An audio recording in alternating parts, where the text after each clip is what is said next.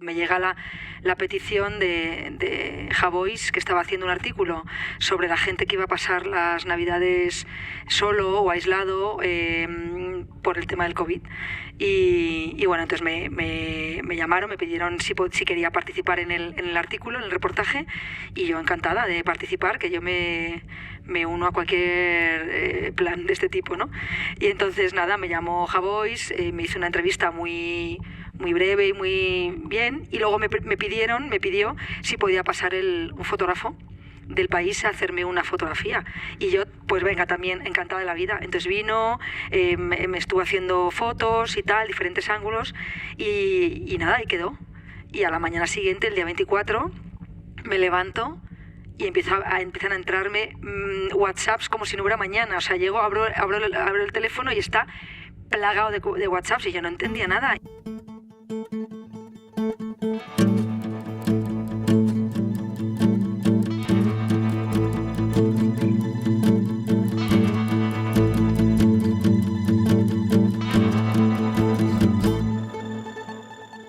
Su atención, por favor. Mi nombre es Roger Casas Alatriste y en este podcast conversaré con personas expertas en el mundo de la economía de la atención, ya sean creadoras, curadoras o consumidoras de contenidos. Hoy en su atención, por favor, hablaremos con Pilar Sayans, CEO y fundadora de True Story, un estudio creativo experto en podcast, branded content y estrategias transmedia. Pilar estudió Administración y Dirección de Empresas en Estados Unidos y comenzó su carrera profesional en Tecnoland, ayudando a marcas a desarrollar su identidad digital. Desde entonces ha formado parte de varias agencias de comunicación como Grupo Macán, liderando el negocio y la estrategia de comunicación de marcas punteras a nivel nacional e internacional. En 2021, junto a su socio Álvaro de Cózar, funda True Story, desde donde ha desarrollado proyectos como el podcast Misterio en la Moraleja, ganador del Premio Ondas 2022, y Los Papeles, para El País, nominado a los Premios Gabo.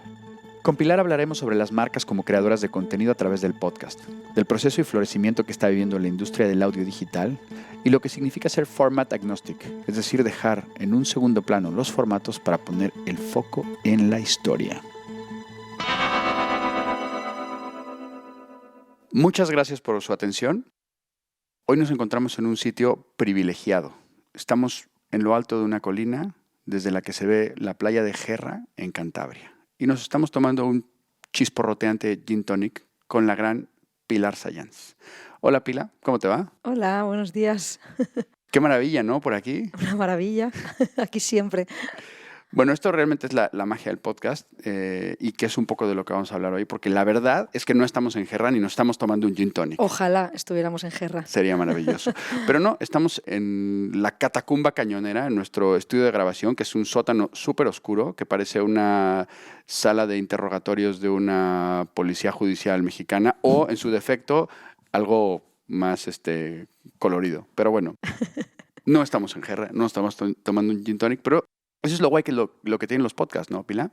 Totalmente. O sea, la capacidad de llevarte, ¿no? A transportarte y de recrear espacios, momentos y situaciones a través del audio. O sea, una maravilla.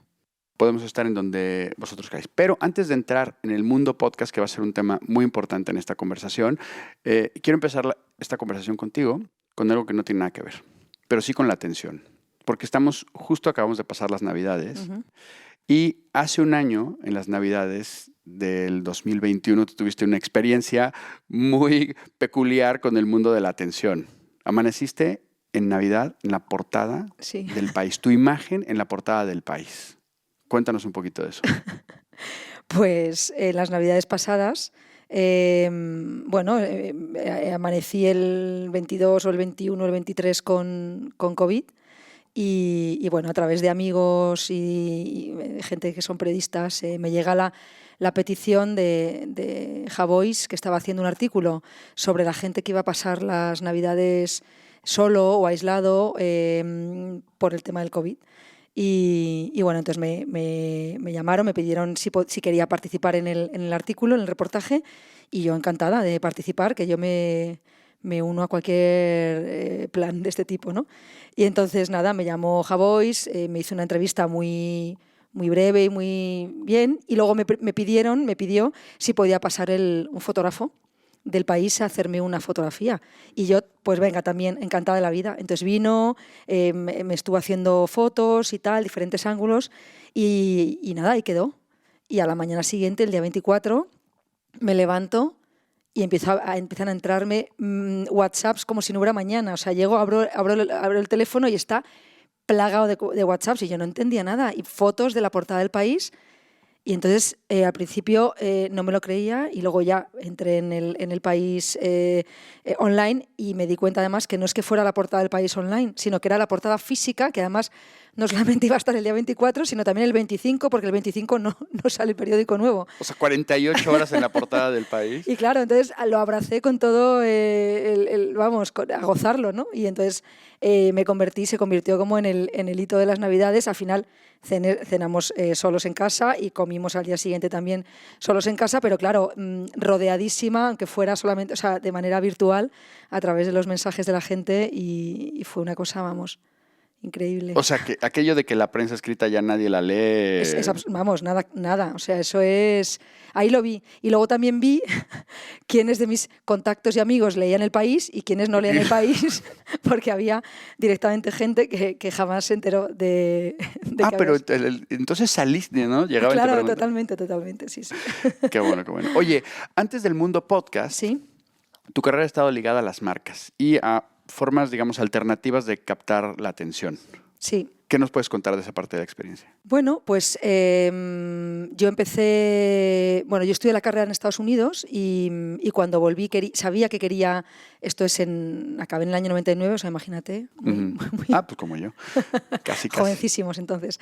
Entonces, estaba en Estados Unidos y yo ya ahí en la carrera trabajaba con internet, email. Bueno, para mí ya era una cosa como muy habitual, entonces quería volver a España a trabajar y quería trabajar en algo que tuviera que ver con lo digital.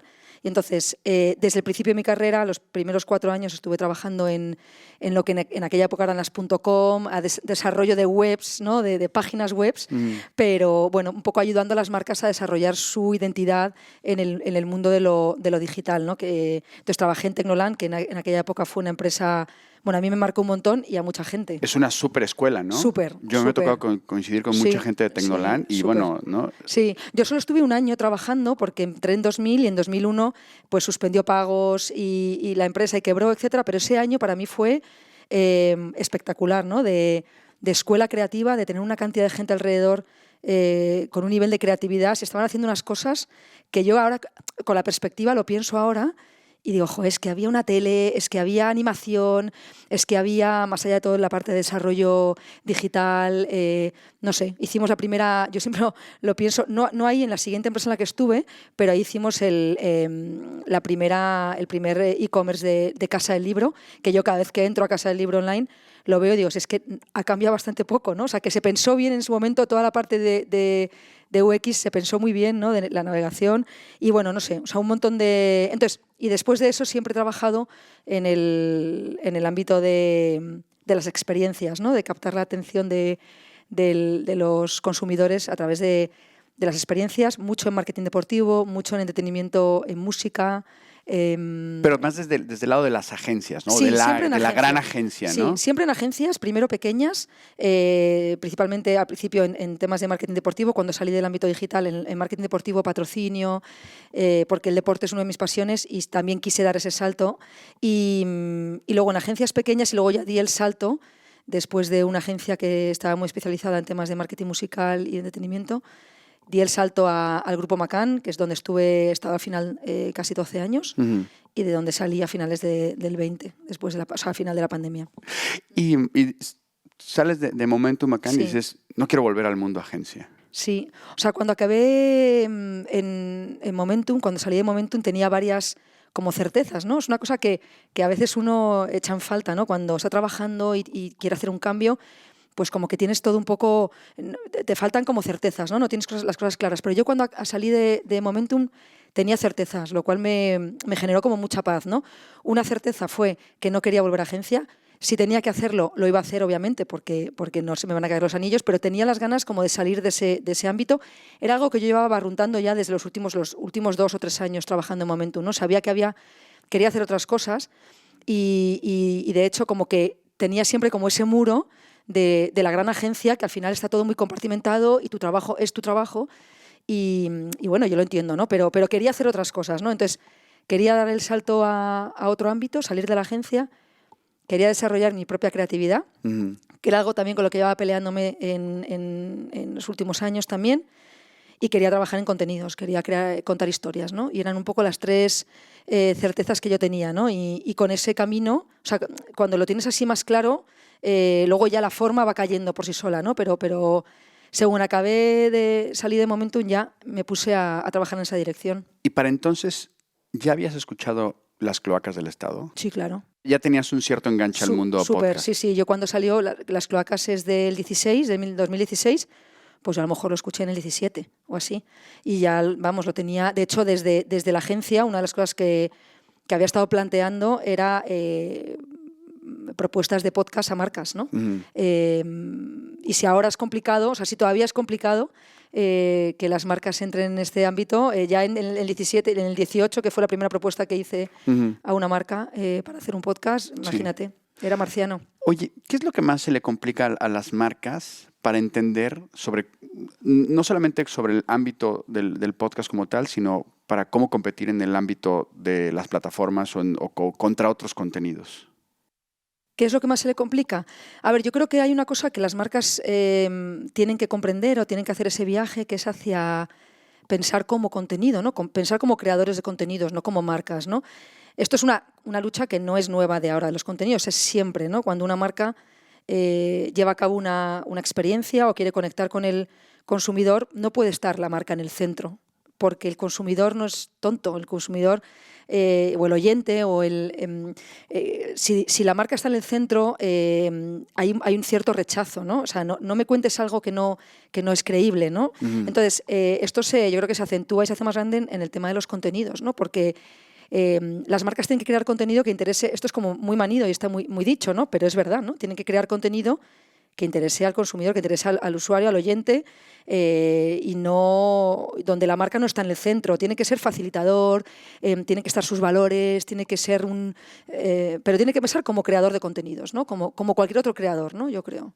Y ahora, sin embargo, en el Content Scope, en la última edición del Content Scope sale, bueno, y de hecho ya es una cosa que se viene repitiendo ya en los últimos 2 o 3 años, que los podcasts y los documentales son como los contenidos más utilizados y probablemente los más fértiles para hacer branded content. ¿Y por qué crees que se da esa combinación? Bueno, pues porque yo creo que lo que es seguramente complicado es que las marcas creen ficción, ¿no? Hagan ficción. Eso, aunque es posible y obviamente hay casos, bueno, es complicado. Entonces yo creo que el documental o la no ficción, el factual, permite que la marca, recrear el universo de la marca de una manera más fácil, ¿no? Hablar de valores de marca de una manera más fácil. Eso es lo que yo me puedo imaginar, ¿no? Yo creo. Y el podcast, bueno, como potencial de branded content, ¿no? También veo, bueno, ya hay muchos casos, ¿no? Pero creo que también, no sé, puede ser muy interesante. O sea, es verdad que el podcast es una cosa que tiene, y esto lo hemos hablado mucho, y es esa cercanía, ¿no? Con el oyente, ¿no? Y el hablarle al oído y crear esta complicidad, ¿no? Entonces, hay datos, ¿no? que tú conoces mucho mejor que yo, pero que cuando una marca está asociada a un podcast, pues el porcentaje, ¿no? el amor a esa marca es mucho más alto que si es a través de un spot, un anuncio o una publicidad más tradicional, ¿no? Bueno, yo creo que a lo mejor las marcas han entendido que hay un camino muy interesante, ¿no? Sin duda. Nos vamos entonces a el mundo 2020, pandemia, sales de Momentum y cruza tu camino con esa experiencia del mundo digital y del mundo de las marcas con la experiencia de Álvaro de Cosar contando historias de no ficción principalmente, sí, ¿no? Sí. Y cuéntame, o sea, es una combinación muy, muy potente, ¿no? Súper. Yo creo que en ese momento tenía la intuición, o teníamos los dos la intuición de que era una cosa potente, pero yo después de 2 años me di cuenta que no solamente es potente, sino que creo que es única, súper diferenciadora y que nos está haciendo como descubrir maneras de contar historias muy interesantes, ¿no? Entonces yo cuando salgo de Momentum, lo primero que hago es tomarme un mes un poco de respirar, de recomponer tus piezas, ¿no? Después de 12 años en una empresa necesitas como recomponer tus piezas un poco, ¿no? Qué envidia, un mes. Bueno, sí, es que menos no te da. Yeah. O sea, y luego verme con gente, eso también lo digo, pero verme con gente sin una agenda, ¿no? Sin tener una agenda paralela, oculta, ni oculta ni visible, ¿no? Sentarme con gente con la que me he ido cruzando en el ámbito profesional y simplemente profesional y personal, ¿no? A charlar, a ver por dónde van las cosas, por dónde va el mundo, diferentes industrias, diferentes caminos, y la verdad es que fue una delicia, ¿no? ese mes. Eso hubiera sido un podcast buenísimo. Pues sí, la verdad es que sí. Yo creo que además ayuda porque hay mucha gente que está haciendo ese viaje hacia maneras un poco diferentes de trabajar, ¿no? Entonces, una de estas comidas es con mi amiga Andrea Aguilar, que es periodista también del País y una, súper mujer listísima y con una capacidad de conectar cosas de una manera muy, muy inteligente y muy curiosa. Y entonces, hablando con ella, le contaba un poco lo que yo quería hacer. Quiero contar historias, quiero hacer contenidos, etcétera. Entonces me habla de su amigo Álvaro de Cózar, que yo ya nos conocíamos, pero en el plano personal, y nunca habíamos trabajado juntos. Yo obviamente conocía su trabajo y le admiraba ya en ese momento porque había escuchado V y me encantaba, ¿no? Y entonces ella en ese momento me contó que Álvaro estaba también un poco barruntando esta cosa de empezar a contar historias de otra manera, ¿no? Y también empezar a hablar de temas de marcas, etcétera y tal. Entonces, bueno, nos pusimos a hablar él y yo, y enseguida como conectamos de una manera como muy... Creo que nos complementamos muy bien. Yo quería hacer mucho de lo que él estaba haciendo y él quería meter cabeza en el mundo del que yo era más especialista, ¿no? Y bueno, ahí pues nace True Story en enero del 21, o sea, va a hacer ahora 2 años, y un poco con esa historia, ¿no? O sea, siempre tuvimos como esa intuición de que había como caminos que queríamos explorar, y luego estos 2 años nos han ido como pues dando más certezas, ¿no? Y entonces uno era el camino de crear historias propias para plataformas, para medios de comunicación, para otros. 2, crear historias para marcas. Y 3, un camino que además nos está encantando y que estamos desarrollando ahora un montón, que es acompañar a otros creadores y a otros creativos a contar sus historias, ¿no? Porque es verdad que, o sea, una cosa que nos hemos dado cuenta, que yo me he dado cuenta, es que hay mucha gente con muchas cosas que contar, pero no sabe por dónde tirar, ¿no? Cómo darles forma, cómo armar un dossier que sea sexy para una marca o que sea interesante para una plataforma. Navegar este mundo es complejo, ¿no? Y sí, bueno, tú lo sabes bien. Y para también. Los creadores es que es una cosa que hay gente que es súper creativa y que ese último, bueno, no es la última milla directamente, pero sí es una parte que para la gente que igual como tú, que tiene muchísima experiencia vendiendo cosas, es como muy fácil, es muy obvia, pero que no lo es tanto, ¿no? Para alguien que no ha estado sentado ahí, ¿no? Absolutamente, totalmente. O sea, que yo veía que podíamos hacer, o sea, primero por el lado más, o sea, toda la parte creativa, ¿no? El acompañar a otros creadores es una gozada, ¿no? Y ya eso ya nos enriquece. Y luego por el lado en el que dices, bueno, es que yo tengo más capacidad por mi experiencia en dar forma a una propuesta que pueda ser interesante y que pueda ser accionable, ¿no? Para una plataforma, para una marca, etc. De acuerdo. Y además también es verdad que estamos en una industria, o sea, es verdad que estamos en la industria del entretenimiento, del contenido en general, pero concretamente la del podcast es una industria que está en proceso, ¿no? Todavía está creando, cogiendo forma. Total. Y ahí sí que es mucho más complejo navegarla, ¿no? Total. Sin embargo, de momento, la historia de True Story, los podcasts con más notoriedad han sido, por una parte, Los Papeles y por otra parte, Misterio en la Moraleja. O sea, es decir, proyectos que no tienen una marca como tal. ¿Y cómo se ha dado esto? A ver, es verdad que Los Papeles es una cosa que llega muy de la mano de Álvaro y de su conexión con el país y con un poco, esto es justamente la previa, te digo, por meses, ¿no? De que nazca el País Audio, etcétera. Ellos ya sabían que tenían esa necesidad, esa intuición de tirar por ahí, ¿no? Y sabían que querían hacerlo. Entonces, bueno, nos llega la petición de desarrollar Los Papeles, que es verdad que es algo que está muy en sintonía con el tipo de historias que Álvaro ha contado en el pasado, ¿no? Y bueno, entonces esa fue el primer podcast que desarrollamos para el país, que pues se publicó en octubre del 21. Y es verdad que es para un medio de comunicación, y la segunda historia es para Spotify y es Misterio en la Moraleja. Y bueno, es una primera historia que hemos hecho este año. Estamos trabajando ya en la segunda historia también para ellos, pero que verá la luz a principios del que viene. Y bueno, hemos trabajado para marcas que todavía, algún contenido que todavía no ha visto la luz, ¿vale? Que no está publicado.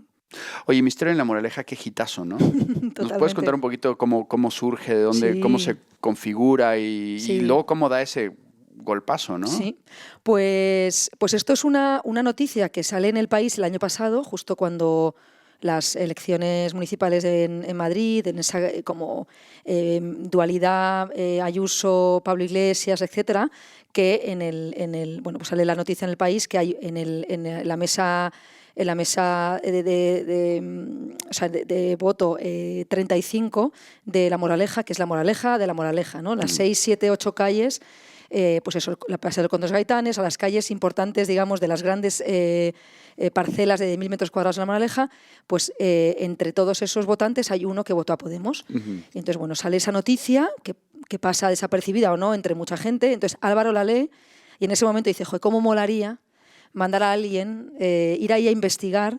quién es ese votante, ¿no? Y mandar a alguien tipo Mrs. Marple, Hércules Poirot, y ahí se quedó, ¿no? Entonces, la primera vez que Álvaro y yo hablamos de historias, cuando ya nos juntamos a hablar y a sacar adelante True Story, empezamos como a pelotear historias, él las suyas, yo las mías, allá en plan brainstorming, y entonces una de las que él cuenta es esta, ¿no? Y yo ahí en ese momento dije, esta tenemos que contarla porque esto es la pera, ¿no? De una cosa tan pequeñita el poder hacer algo más, ¿no? Entonces ahí lo siguiente, obviamente, es hablar con Eva Lamarca, que es nuestra Mrs. Marple, vamos, o sea, es que no había otra persona para hacer este trabajo que no fuera ella. Y bueno, pues en marzo de este año la mandamos a La Moraleja. Ella y sus millones de contactos en este ámbito y este mundo, porque había trabajado 14 años en Vanity Fair y, bueno, y también con su super experiencia como periodista. Y nada, pues en sus reuniones, entrevistas, se vio con todo el mundo en La Moraleja. La Moraleja siempre, ella lo dice siempre, ¿no? La generosidad que tuvo la gente de La Moraleja para abrir, contar su historia. Entonces, o sea, yo creo que esto es un éxito, porque es un podcast que nace de una realidad, de una verdad, que muestra como una situación en Madrid concretamente y en España, ¿no? Que es como dos frentes ahí muy, muy claros, pero también se hace desde, o sea, con mucho humor, con mucho respeto, como con una distancia que nos permite mostrar que esos prejuicios, como dice ella siempre, como de trazo grueso, se caen por sí solos, ¿no? Cuando te sientas delante de una persona a hablar, te das cuenta que eso que tú tenías en tu cabeza, esa idea preconcebida que tenías sobre el otro, pues se desmorona, ¿no? Entonces todos pueden ser votantes de Podemos, todos pueden ser el asesino, ¿no? Entre comillas. Totalmente. Y yo creo que eso es también lo que ha funcionado muy bien. O sea, yo pienso digamos, en todo mi círculo de gente más de izquierdas o en mi círculo de gente más de derechas, nadie se ha sentido ofendido, señalado. Ha sido una cosa que era para todos, ¿no? Total. Y yo creo que eso también es una manera muy, muy típica en la que Álvaro y también Eva trabajan, ¿no? Con X-Ray, así es, ¿no? O sea, esa capacidad de coger distancia y mostrar los hechos para que el oyente pueda decidir por sí mismo, ¿no? A mí me parece que eso es muy... Vamos, a mí me encanta y no sé. Es que tiene esa parte de distancia, pero al mismo tiempo tiene una cosa de cercanía, que es, para mí es esta cosa de persona que te está contando cómo está descubriendo algo, cómo está entendiendo cómo funciona determinada cosa y te lo está contando a ti, ¿no? Que para mí ese es del podcast y del podcast nada más. Sí, ¿no? totalmente. Sí, yo hablo en distancia más en la cosa como de no volcar tu propio... punto de vista o tu prejuicio, volcarlo en la historia, ¿no? O sea, permitir que el oyente tome sus decisiones, pero en la cercanía de, como dices tú, de hablarle al oído a la gente, ¿no? Y involucrarle en la historia. Hay una cita tuya que dices, el podcast es un formato respetuoso. Y cierro quote y digo, el respeto no es una cosa que esté muy considerada dentro de la economía de la atención, ¿no? Que es bastante más agresiva, ¿no? Para mí me parece clave y por eso yo creo que el podcast engancha tanto, ¿no? Porque es respetuoso en la medida en la que no es impertinente, no te molesta, ¿no? Tú es un formato que te acompaña, ¿no? Hay mucha gente que todavía sin escuchar podcast no entiende, ¿no? Esa capacidad, lo que te permite el podcast de hacer otra cosa a la vez, ¿no? De estar cocinando, caminando, haciendo deporte, yendo en el coche, de viaje, ¿no? Y te va acompañando, ¿no? Y a eso me refiero que es respetuoso, ¿no? Y no es molesto y no sé, me parece que eso es un formato ideal para eso, sí. ¿Y cuál es tu momento de escucha favorito? Pues, bueno, la verdad es que ha cambiado, ¿no? O sea, yo cuando llegó la pandemia dije, joroba, ¿y cuándo voy a escuchar podcast ahora? Porque no voy al trabajo en coche, no voy caminando al trabajo, no hago, bueno, pues eso. Entonces, Ahora principalmente escucho podcast cocinando o haciendo tareas de casa, porque ahora paso más tiempo en casa. Y bueno, pues ahí. Y luego también, o sea, cuando camino, cuando corro, cuando hago deporte, Y luego, ahora hemos recuperado, porque esto es como también, que es una cosa como muy familiar, escuchar un podcast conjunto de camino a algún lado, ¿no? De viaje. En el coche, En el coche, sí, con mis hijos y con mi marido. Hay un reto, ¿no? De encontrar algo que sea interesante para todos y que sea un poco para todos los públicos. Y hay un campo ahí para hacer cosas. Yo creo que hay un brutal. campo tremendo. O sea, es verdad que mis hijos ya tienen 12 y 14 años, que quiere decir que ya les puedes meter contenido de mucho tipo, de todo, o sea, no necesariamente para niños, Sí. y muchas cosas de historia, muchas cosas de anécdotas, pues todo lo que hace National Geographic está muy chulo, o, por ejemplo, podcast de más narrativos, de 5 capítulos y tal. Pero creo que hay un potencial tremendo para el contenido con niños más pequeños, ¿no? Porque es que no hay cosas de mucha... O sea, hay de cuentos o de historias así, pero no un contenido que incluso el padre también disfrute, o la madre, ¿no? Porque haya una parte ahí de pues histórico, o sea, es algo más histórico aplicado a los niños, ¿no? Yo qué sé. Oye, ahora sí, el momento de pedirte recomendaciones, porque aunque esto se va a escuchar en 2023, ¿no? En el futuro. En el futuro, ahora estamos en esta época, es 27 de diciembre, estamos en ese momento de las listas y de los mejores podcasts, así de los que más te hayan gustado este año, o de las cosas que digas, oye, vale la pena escuchar. Ya no solamente en el ámbito de esta escucha familiar o colectiva, que es a lo mejor más complejo. Pero así, 2 o 3 joyitas que digas, uy, lo que le hayas recomendado a tus familiares en esta temporada.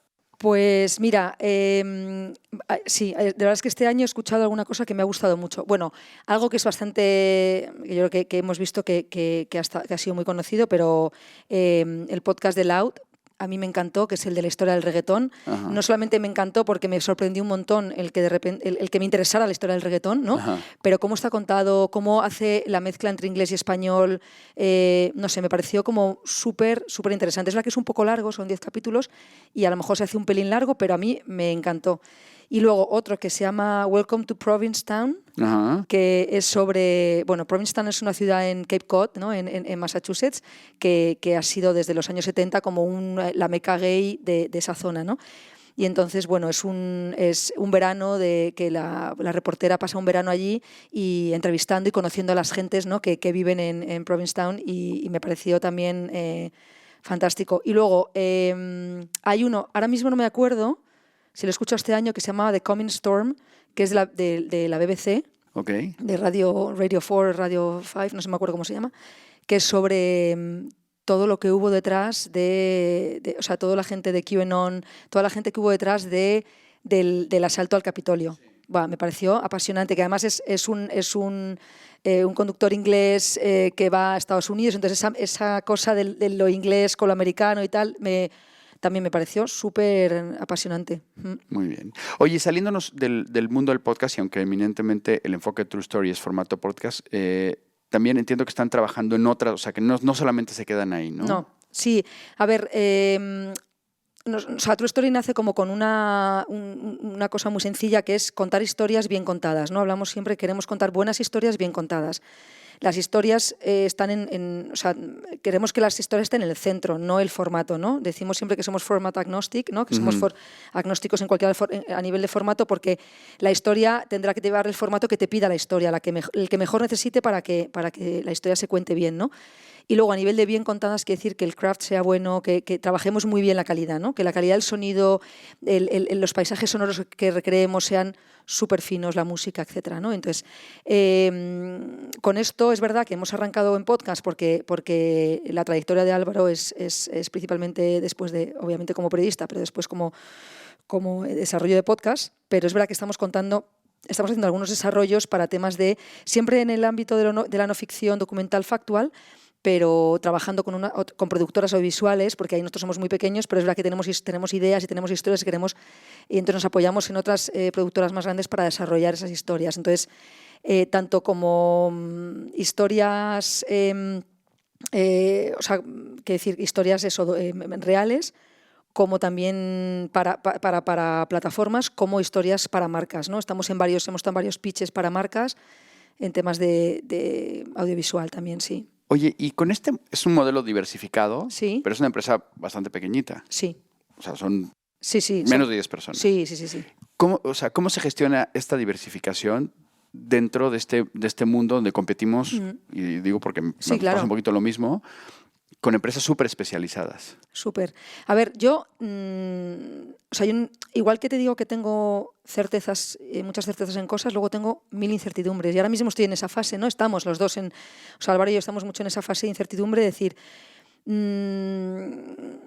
tiramos por aquí, seguimos con este universo de las historias, pero a lo mejor tiene más sentido y es más específico ir al nivel de podcast. O sea, de verdad que lo lanzo aquí y lo lanzo sin ningún tipo de conflicto a la hora de decir o sea, que tenemos dudas, ¿no? Que tenemos muchas dudas, ¿no? Y entonces por eso a veces es complicado, o sea, porque es verdad que el ser estar muy especializado pues te ayuda, ¿no? A tirar un camino mucho más fácil, ¿no? Pero aquí trabajamos para marcas, trabajamos para plataformas, trabajamos en podcast, trabajamos en audiovisual. Bueno, es complicado y no te sé dar una respuesta clara, ¿sabes? Porque yo misma ando en este universo. Y luego además se nos complica un poco más porque Álvaro vive en Washington, en Estados Unidos, ¿no? Entonces, otra cosa que teníamos también muy clara, queríamos contar historias globales y desde que Álvaro se mudó a Washington es que teníamos como, él estaba aquí en España y teníamos como un camino muy claro y él se mudó a Washington por temas familiares y ahora realmente se nos abre todo el universo de lo español, de lo hispano en Estados Unidos, pero también en LATAM, ¿no? Tenemos una persona con la que estamos trabajando y una productora con la que estamos trabajando en Colombia, una persona con la que estamos trabajando también en Buenos Aires. O sea, ya es como rizar el rizo. O sea, si no tenía claras cosas, ahora ya encima desarrollar historias a ambos lados del Atlántico se complica mucho más por un lado, por otro lado es súper apasionante y no sé, bueno, no te sé decir... Pues es como, ¿no? La personificación de la empresa moderna, ¿no? Vamos a ser más modernos, vamos a meter a alguien ¿no? Total, pero también, o sea, cualquiera... En Singapur les falta, ¿no? Para tener ya todos los usos horarios, ¿no? No sé si es lo más inteligente, la verdad, pero porque así es. Trabajamos como 24/7. No sé si es lo más inteligente, no sé si es... Mucha gente seguramente mucho más lista que yo está escuchando esto y está diciendo, tía, es que por ahí no se va, ¿sabes? Tienes que... De hecho, comía el otro día con una amiga, con Amaya Coronado, que es una amiga muy lista y sabe mucho de esto y me decía, pero ¿por qué no? No sé, tú no ves que deberías enfocarte en algo más concreto. Y yo, sí, si te escucho y tienes razón, pero es que por otro lado, joroba, es que hay historias, o sea, ¿por qué me voy a acotar a una cosa, ¿no? Cuando de repente a un formato, cuando creo que puedo hacerlo de otra manera también, ¿no? No sé. Créeme que te entiendo y me siento altamente identificado. Pila, diciembre de 2022, ya quedan 3 o 4 días para que termine el año. ¿En dónde está tu atención? ¿Dónde está mi atención? Pues primero en intentar averiguar todo esto que acabamos de hablar, ¿no? En dar forma e intentar despejar incógnitas, ¿no? De qué va a ser 2023 para nosotros, ¿no? De cómo vamos a enfocar las cosas, vamos a querer seguir trabajando con plataformas como hemos trabajado hasta ahora. Las reglas del juego han cambiado, tienen que cambiar de los creadores hacia las plataformas. Tú esto también lo sabes muy bien, ¿no? Que cómo trabajamos con Spotify, cómo trabajamos con el resto de plataformas. Ahí hay todo un camino en el que estamos como descubriendo, ¿no? y dándole forma. O sea, que en el negocio, o sea, mi atención está en mi negocio y en ver qué forma va a coger el año que viene. Luego, pues a nivel personal, en dos patas, ¿no? Una, en mis hijos adolescentes, ¿no? En la adolescencia, en cómo navegarla también y cómo gestionarla y cómo bueno, pues cómo disfrutarla también, ¿no? Y luego otra pata que es, pues ahora llevo varios meses pues entrenando 6 días a la semana, o sea, estoy muy enfocada también en este concepto que se llama, otro palabra en inglés, ¿no? Que es health span, ¿no? Que es el tiempo de nuestra vida que vamos a vivir con buena salud, ¿no? Entonces, estoy como leyendo mucho sobre ello, sabiendo que mucho tiene que ver con la forma física, en cómo abordo, yo tengo 45 años, pues cómo abordo los próximos años estando pues fuerte y bien en forma. Y entonces, bueno, esto, estoy con una coach, con Jess, y bueno, metiendo cabeza ahí mucho también, ¿no? Y dedicando muchas horas me refiero, dentro de la lógica, a la forma física, lo cual es una cosa, bueno, clave, ¿no? Bien repartidita. Bien repartido, sí. Muy bien. Y por último, ¿a quién me recomiendas entrevistar para su atención, por favor? Pues mira, te voy a recomendar a una persona que tú llevas persiguiendo mucho tiempo, pero que yo también creo que es básico que esté en este podcast, que es nuestro amigo Dani Villanueva.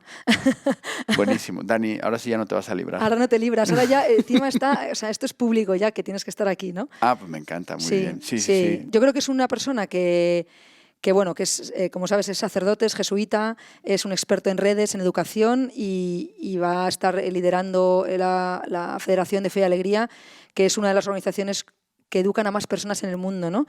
Y creo que es que su punto de vista para tus oyentes, que además son inteligentes y sensibles, van a entender esta manera de pensar que él puede aportar al podcast, o sea que sí. Tiene una entrevista increíble. Total. Como lo ha sido esta. Gracias. Y que ha sido todo un placer. El placer ha sido mío, gracias. Y para todas las personas que nos están escuchando, muchísimas gracias por su atención. Esto ha sido Su Atención, por favor, el podcast que reúne a los mayores expertos en el mundo de la economía de la atención. Si quieres saber más de este proyecto transmedia, sigue las redes sociales del Cañonazo: LinkedIn, Instagram, Facebook o Twitter. Este podcast, Powered by El Cañonazo, ha sido posible gracias a... Director de producción, Manfredi Giannoni. Producción, redacción y comunicación, Marisa Mañanos. Tema musical, Iván Raimores y Roger Casasalatriste. Diseño de audio y postproducción, Lanjo Audiovisual Solutions. Diseño gráfico, Carlos López Lumbreras. Idea original y dirección, Roger Casasalatriste. Y como siempre, gracias por su atención.